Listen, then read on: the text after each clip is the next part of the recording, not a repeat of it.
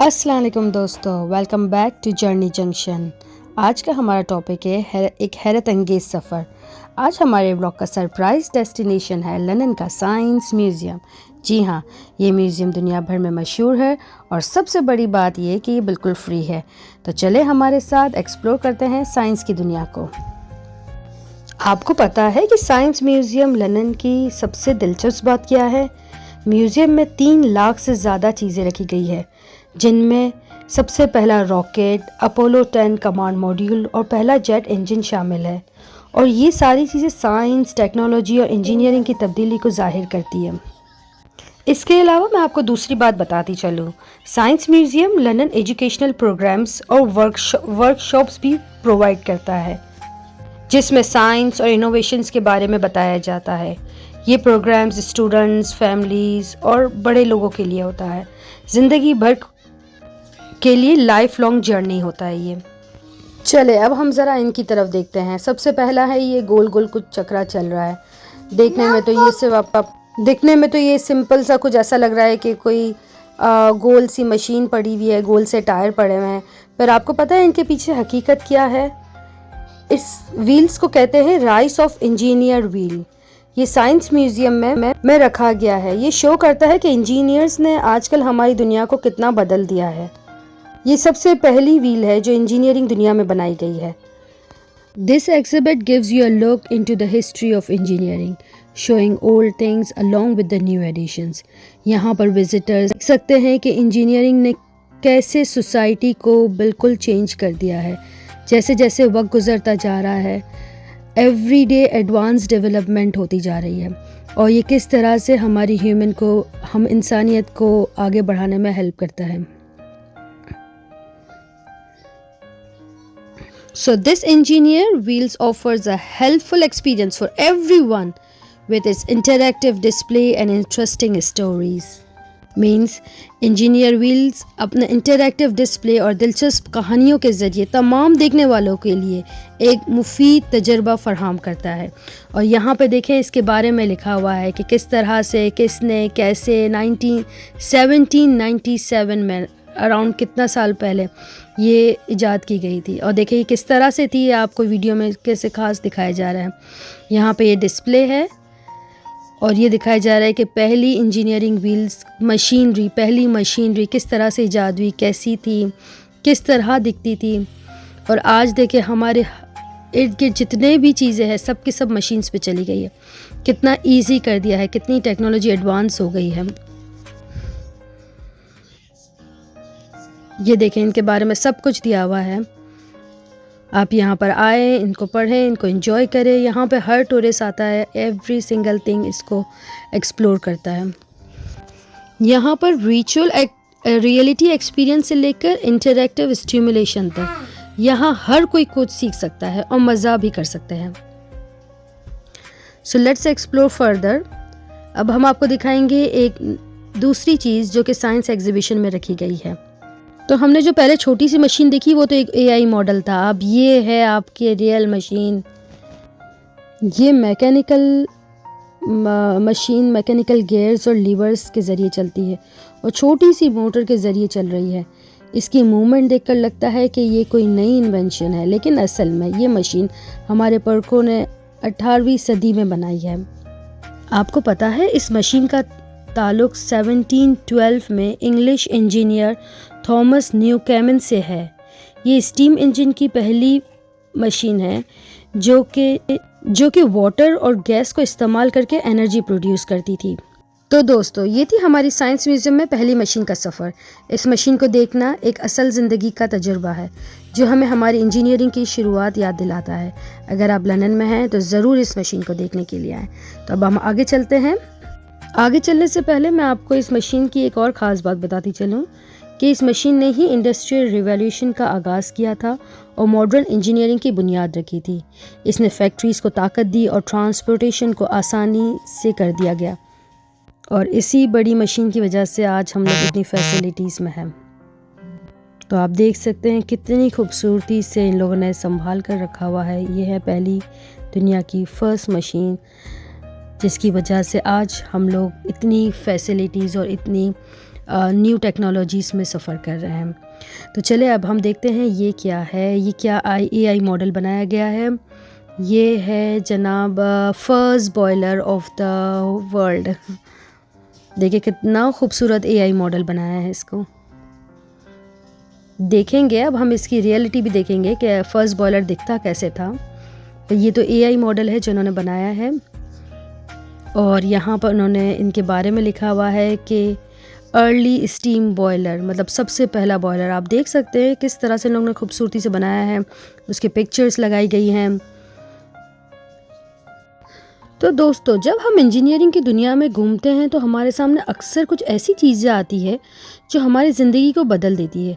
आज हम ऐसी ही चीज़, जैसे कि ये पहले बॉयलर के पास हैं, जो कि इंडस्ट्रियल रिवॉल्यूशन का आगाज़ करती है। You know that the first boiler dates back to the 17th century with the development of early steam engines, but the first practical application of a boiler was by Thomas Survey in 1698.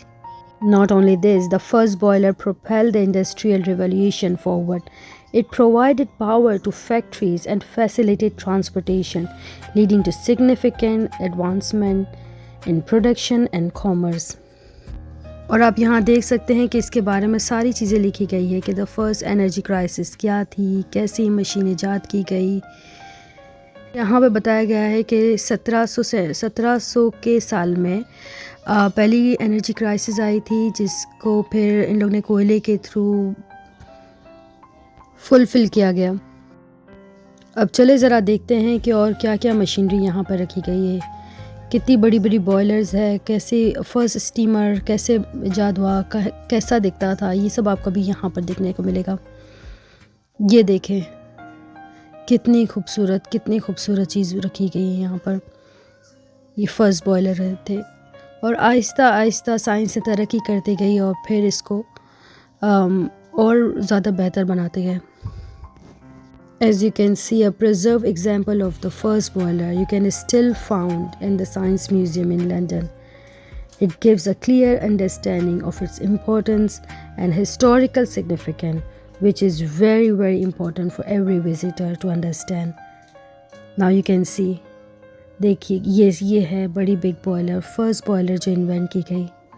Such amazing how they work hard and how they have invented this thing. Today you can find out very small boilers at home, but now look at this. This is the first boiler, which really helps at that time. So there we have our journey into the realm of a first boiler at the Science Museum. Witnessing this boiler is a true engineering experience. And as we move deeper into the museum, we encounter pits and instruments that offer insights into the various scientific disciplines. These formation to the very good instrument. There is much more discovered in this section of the museum. These pits exhibit showcases of geological formation and fossils that provide a glimpse into the Earth's history. Visitors can marvel here at the diverse range of rocks, mineral and ancient aircraft of the display. चले अब हम चलते हैं science museum के इस हिस्से में जहाँ पर स्पेस को एक्सप्लोर किया गया है। ये आप देखिए कितनी खूबसूरत जगह है। ये ऊपर इन लोगों ने रॉकेट्स लगाए हुए हैं, जो कि फर्स्ट रॉकेट है। ये देखें, ये सब बताया हुआ है इनको कि किस तरह से इन लोगों ने स्पेस को एक्सप्लोर किया है, कब एक्सप्लोर किया है, किस तरह से किया है, क्या इंस्ट्रूमेंट यूज़ किए हैं। बहुत ही खूबसूरत। यहाँ पर आप आएंगे तो यहाँ पर आपको इंग्लिश में यहाँ पे रिकॉर्डिंग्स चल रही होगी। बहुत ही अमेजिंग आपको एनवायरनमेंट मिलेगा। ये बताया गया है कि वेपन्स ऑफ वॉर में जो है कौन कौन से वेपन्स यूज़ किए गए थे, ये भी इन लोगों ने यहाँ पर रखा है। आप देखिए ये सारी इन्फॉर्मेशन यहाँ पे दी गई है, कितनी ही खूबसूरत तरीके से रखा गया है। इवन वीक डेज़ में भी यहाँ पर बहुत पब्लिक होती है, बहुत सारे टूरिस्ट होते हैं जो कि एक एक चीज़ को आते हैं, पढ़ते हैं, एक्सप्लोर करते हैं। ये देखिए कितनी खूबसूरत रॉकेट्स लगाई गई है। ये फर्स्ट रॉकेट्स है जो कि इन लोगों ने लगाई है ऊपर। सब रियल है। अब देखिए यहाँ पे बताया गया है साइंस का कि क्या चीज़ें रखी गई है, कौन कौन सी बुक्स इस्तेमाल की गई है। और ये अभी की बुक्स नहीं है, सदियों पुरानी बुक्स है। अमेजिंग अमेजिंग, बहुत ही खूबसूरत, अमेजिंग तरीके से इन लोग ने प्रिजर्व किया है। और ये देखिए किस तरह से रॉकेट पहला बनाया गया, लिक्विड रॉकेट बनाया गया था। तो ये है लिक्विड प्रोपेलेंट रॉकेट्स। इसका कॉन्सेप्ट पहली बार 20 सेंचुरी में शुरू हुआ था, लेकिन इसका प्रैक्टिकल इस्तेमाल जर्मनी के साइंटिस्ट रॉबर्ट एच गॉर्डन ने 1926 में किया था। मैं चलते चलते इसका दूसरा फैक्ट भी बताते चलूँ आपको कि लिक्विड प्रोपेलेंट रॉकेट ने स्पेस एक्सप्लोरेशन को एक नया रुख दिया था। इस रॉकेट्स की मदद से हमने मून, प्लैनेट्स और इवन बियॉन्ड इसके बाद तक का सफ़र तय किया है। और ये रॉकेट्स साइंटिफिक रिसर्च और कम्युनिकेशन के लिए भी इस्तेमाल होते आए हैं। ये देखिए बहुत ही खूबसूरत तरीके से इन लोग ने सारी चीज़ें यहाँ पर टीवी में भी चला दी है कि देखिए किस तरह से इनका पहले रॉकेट था और किस तरह से कितनी खूबसूरत मूवी बनाई है,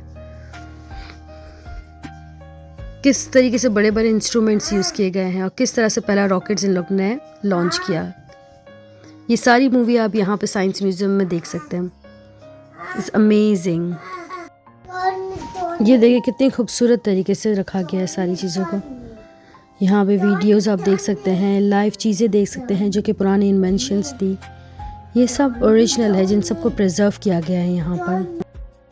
साइंस म्यूज़ियम में एक एक चीज़ जो रखी गई है, जो एक एक चीज़ एग्जीबिशन की गई है, इसको बहुत ही खूबसूरत तरीके से नुमाया किया गया है। इसको एक्सप्लेन किया गया है कि ये कब किस वजह से रखी गई है। आपको पता है यहाँ पर लाखों की तादाद से टूरिस्ट आते हैं, देखते हैं, इसको समझते हैं और इसमें दिलचस्पी जाहिर करते हैं। ये देखें, सच ए अमेजिंग प्लेस। ये सिर्फ बड़ों को ही नहीं, बच्चों को भी अट्रैक्ट करता है। ब्यूटीफुल, अमेजिंग अमेजिंग तरीके से इन लोगों ने सारी चीज़ों को प्रिजर्व किया है।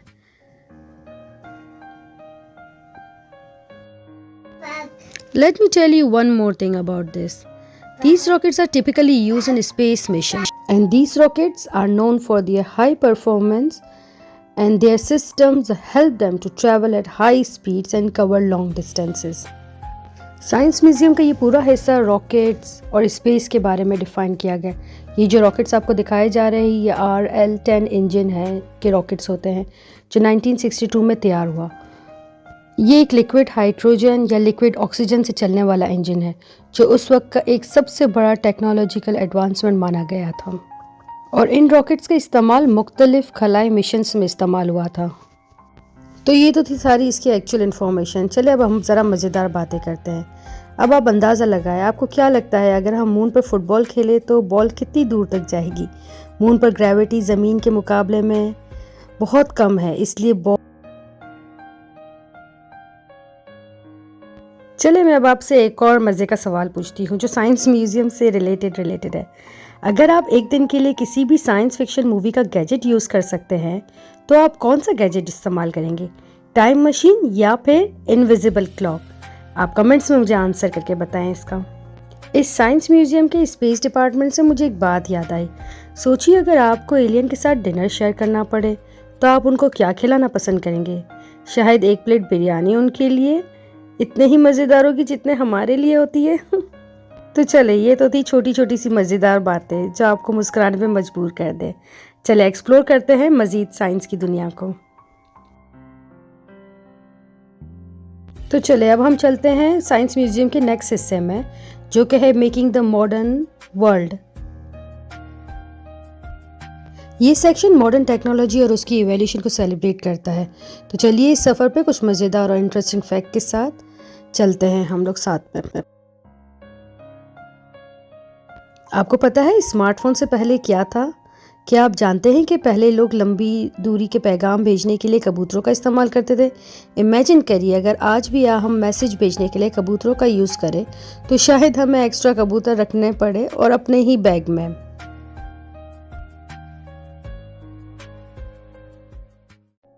आपको पता है कि पहला कंप्यूटर माउस 1964 में बनाया गया और वो माउस लकड़ी का बना हुआ था। सोचिए अगर आज भी हम लकड़ी के माउस यूज़ करते तो शायद कंप्यूटर गेमिंग का एक्सपीरियंस कुछ और ही होता। चले अब हम आपको एक और फैक्ट बताते चले। वाईफाई जो आज हमारे लिए इतना ही ज़रूरी है, उसका कॉन्सेप्ट एक्चुअली एक फील्ड एक्सपेरिमेंट से आया था जिसमें स्टार्स से सिग्नल पकड़ने की कोशिश की जा रही थी। स्टार्स से सिग्नल तो नहीं मिले, मगर हमें वाईफाई ज़रूर मिल गया। इसमें स्टार्स का शुक्रिया।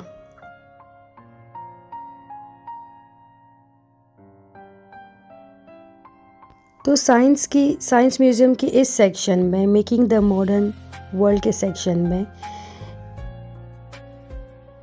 ये और भी बहुत सी मज़ेदार इन्वेंशन और डिस्कवरीज़ है जो मॉडर्न दुनिया को शेप दे रही है। ये सफ़र हमें ये समझाने में मदद करता है कि टेक्नोलॉजी कितनी ही तेज़ी से इन्वॉल्व हो रही है और फ्यूचर में हम किस तरह की अमेजिंग चीज़ों की उम्मीद कर सकते हैं।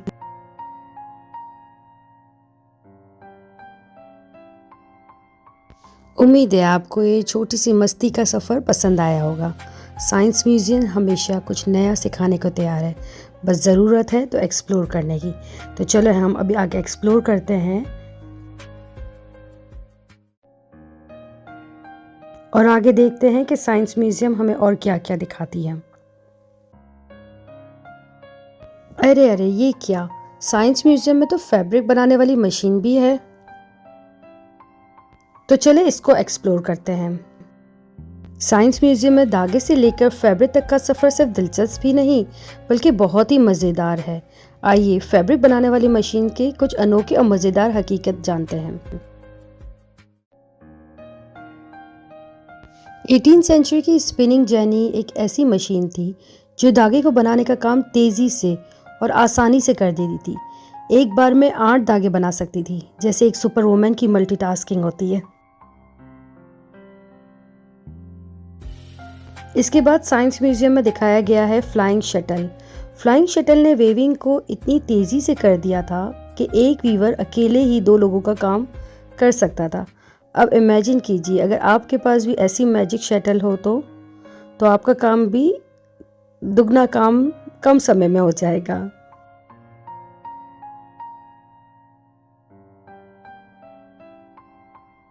ये देखिए कितनी खूबसूरती से दिखाया गया है कि पुराने ज़माने में किस तरह से इन लोग ने टेक्नोलॉजी का इस्तेमाल किया। कितना अमेजिंग तरीके से सारी चीज़ें दिखाई गई है। यहाँ तक तो था अभी हमारा फैब्रिक का काम। अब हम आगे चलते हैं, देखते हैं कि साइंस म्यूज़ियम में और क्या क्या रखा गया है। तो ये देखिए सारी पुराने ज़माने की चीज़ें जो कि इस्तेमाल में आती थी डेली यूज़ के लिए। इसमें क्लॉक है, इसमें गार्डनिंग का सामान है जो कि एवरीडे के यूज़ के लिए आती थी। ये सब ओरिजिनल है, सब प्रिजर्व किया गया है। कितनी खूबसूरत तरीके से रखा गया, कितनी खूबसूरत चीज़ें हैं।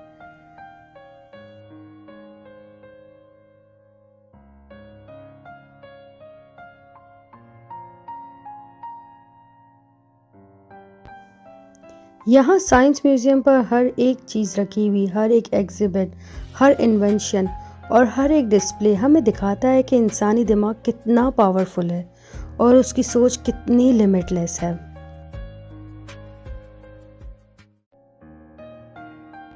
जैसे कि हम जानते हैं कि इंटरनेट ने दुनिया को जोड़ा हुआ है, वैसे ही साइंस म्यूज़ियम भी अलग अलग लोगों को एक साथ लाता है और साइंस और टेक्नोलॉजी के शौकीन होते हैं जो लोग।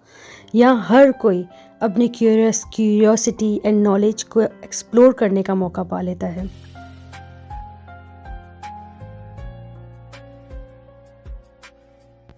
और जैसा कि हम जानते हैं कि मोबाइल फ़ोन्स ने कम्युनिकेशन को कितना ही आसान और एक्सेसिबल बनाया है, वैसे ही साइंस म्यूज़ियम भी साइंस और टेक्नोलॉजी को हर एक इंसान को अपनी सिंपल लैंग्वेज में समझाने और सिखाने का मौका फराहम करता है। It's amazing place, look at this, it's so beautiful, so amazing.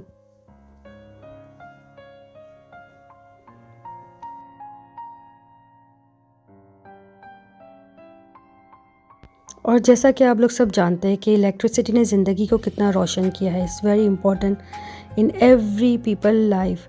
वैसे ही साइंस म्यूज़ियम भी हमें एक नॉलेज देता है, एक रोशन रास्ता दिखाता है। यहाँ की हर एक चीज़ डिस्प्ले करती है और हमें समझाती है कि साइंस कैसे हमारी रोज़नामा की ज़िंदगी को आसान और बेहतर बना रही है। इस कितना इम्पोर्टेंट है इंसान का चेंज होना, इंसान के इनोवेशंस का और कितने ही ऐसे गैजेट्स हैं, ये सारी साइंस एंड टेक्नोलॉजी ही है जो कि हमारी ज़िंदगी को आसान बना देती है।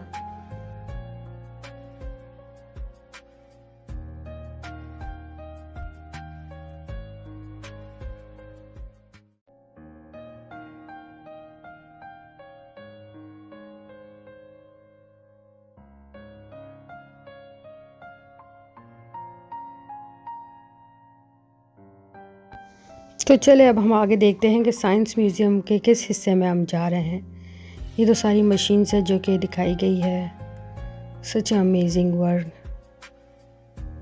बहुत ही खूबसूरत तरीके से रखा गया है। आप इनको टच नहीं कर सकते। ऑफ कोर्स ये महफूज तरीके से इन्होंने कांच की पेटी में रखा है। हाँ, उनकी पिक्चर्स ले सकते हैं, मूवीज़ ले सकते हैं, जैसे कि हमने ली है। और अब हम चल रहे हैं। Okay, this is faith, hope and fair. ये भी साइंस म्यूज़ियम का हिस्सा है जिसमें अब हम जा रहे हैं। हम इसके बारे में आपको बताते हैं कि ये क्या चीज़ है।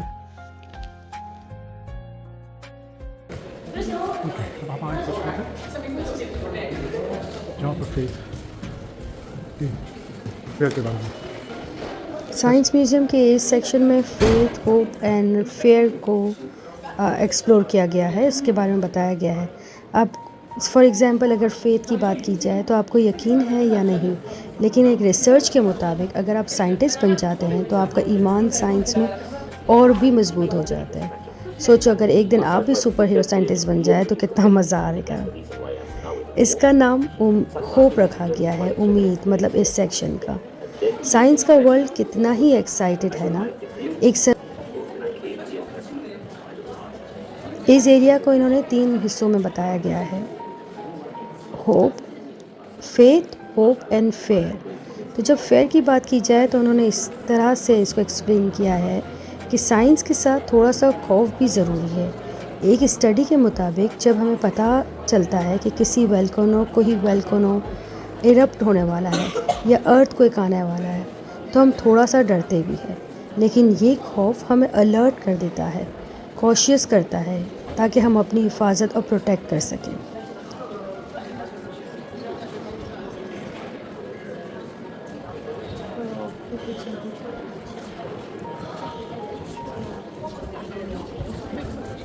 The sanctuary, automatically 1750 to 1900.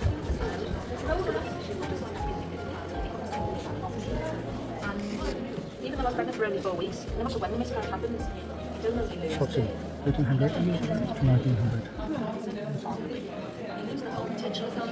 Yama, 1600 to 1800. It's a Hindu god of death.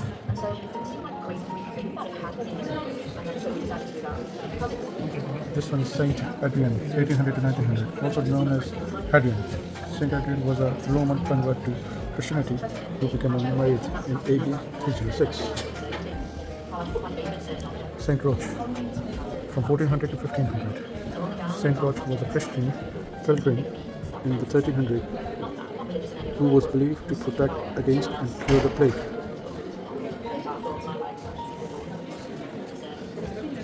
Hygeia, 100 BC to 800.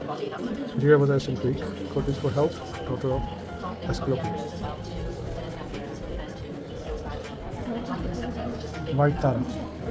White Tara is associated with long life and it is total embodiment of compassion. But she offered us time. Following my brain and bleed my many weeks dry stillness were filled by looking at the image of White Tara. Figure of breastfeeding woman, probably Adwadwa, 1890 to 1920. The carved ebony statue made depict Adwadwa, an earth goddess and Yoruba traditions. Dhanvatari. Dhanvatari is the god of Ayurveda, India's traditional system of medicine. Saint Michael, an archangel, 1700 to 1850. Christianity, Saint Michael is revered as the heavenly leader of angels in the fight against Satan.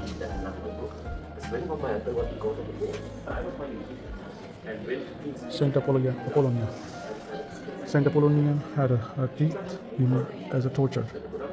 I meditate on this every time I find myself shuddering in the dental chair.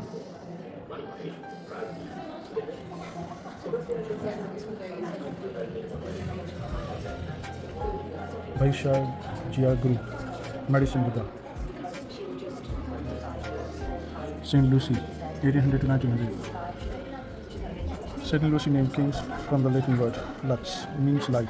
She is the patron saint of eye problem. Li Tigua, Aaron Crutch Lee is a patron of doctors and pharmacists in Chinese tradition. Saint Thomas and Damien, 1800 to 1900. These saints were early Christian physicians in the Syrian city of Cilicia. Guanyin, 1800 to 1900. Guanyin somehow acts as a strong affirmation that everything good or bad will pass. Ganesh, 2018. 2018. Ganesh is about protection, both of our health and other aspects of our life. Saint Catherine of Alexandria, 1510 to 1520. Saint Catherine of Alexandria is a patron saint of dying people. And it's तो देखा आपने कितनी ही खूबसूरत चीज़ें रखी गई थी और ये कितनी कदीम ज़माने की चीज़ें हैं और किस तरह से इन्होंने एक अमेजिंग तरह से रखा है और उसके बारे में पूरा बताया गया था। और अब हम यहाँ पे देख रहे हैं कि ये पहली साइकिल है और ये अनदर एरिया है साइंस म्यूज़ियम का जिसमें इंफॉर्मेशन दी जा रही है आपको। तो बेसिकली साइंस म्यूज़ियम हमें ये बताता है कि पुराने ज़माने के लोग अगर इस पे डिस्कवर नहीं करते, इस पे वर्क नहीं करते, तो आज हमारे पास ये इतने जदीद किस्म की टेक्नोलॉजी गैजेट्स नहीं होते। इंसान हर दौर में कुछ न कुछ सीखता है, कुछ न कुछ अपने तजर्बे करता है और कुछ न कुछ आगे फ्यूचर को फॉरवर्ड करता है। जैसा कि आजकल हमारे पास AI सिस्टम आ गया है, तो अब इससे और भी बेहतर चीज़ें होगी जो कि हम आगे अपने फ्यूचर को देते हुए जाएंगे। तो ये यहाँ पर साइंस म्यूज़ियम ख़त्म होता है। चले अब हम देखते हैं कि आखिर के हिस्से में उन्होंने क्या रखा हुआ है। बहुत ही अमेजिंग एक्सपेरिमेंट है, बहुत ही अमेजिंग एक्सपीरियंस है। अगर आप जब भी आप यहाँ पर आए तो आप ज़रूर साइंस म्यूज़ियम का चक्कर ज़रूर लगाएं। यहाँ का माहौल आपको बहुत ही अमेजिंग है। यहाँ पे यहाँ का म्यूज़िक, यहाँ का एनवायरनमेंट, यहाँ की लाइटनिंग और इसके अलावा यहाँ पर आपको ऑल द टाइम रिकॉर्डिंग्स चल रही होती है हर एरिया में जो आपको उसके बारे में बताती है। अब चाहे वो रॉकेट्स हो, चाहे वो स्पेस हो, चाहे वो कोई मशीनरी के बारे में हो। And then you can read it here as well. Everything is in English and you can read easily, very easy words में explain किया गया है। यहाँ पर students, teacher, टूरिस्ट, स्कूल के स्टूडेंट्स सब यहाँ पर आते हैं ताकि अपनी इंफॉर्मेशन और अपनी नॉलेज को और मज़ीद तरीके से बढ़ाया जा सके। देखिए कितनी अमेजिंग तरीके से रखा हुआ है, हर चीज़ को एक्सप्लेन किया गया है। इसको प्रिजर्व करना, इसको कलेक्ट करना, देन प्रिजर्व करना, देन एग्जिबिट करना और फिर उससे कुछ सीख कर आगे जनरेशन को सिखाना is very amazing, very amazing.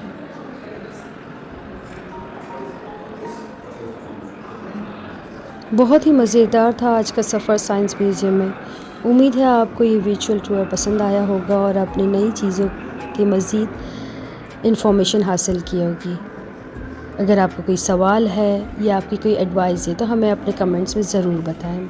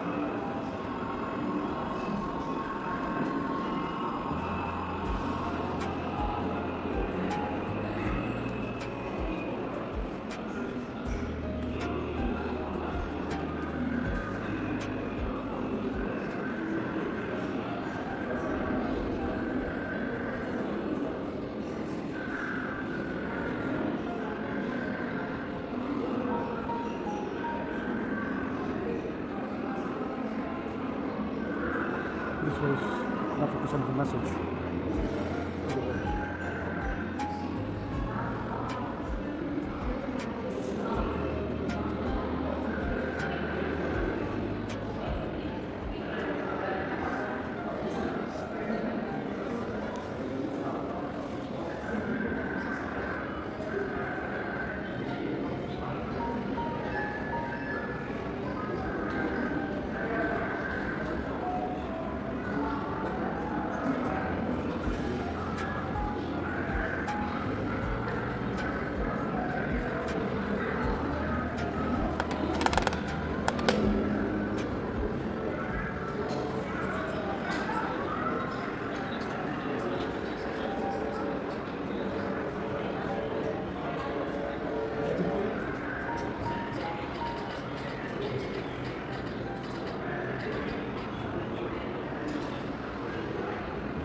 तो उम्मीद है आपको ये व्लॉग पसंद आया होगा साइंस म्यूज़ियम लंदन के बारे में। प्लीज़ लाइक करें, शेयर करें और सब्सक्राइब करें। Thank you for watching. Allah हाफ़िज़।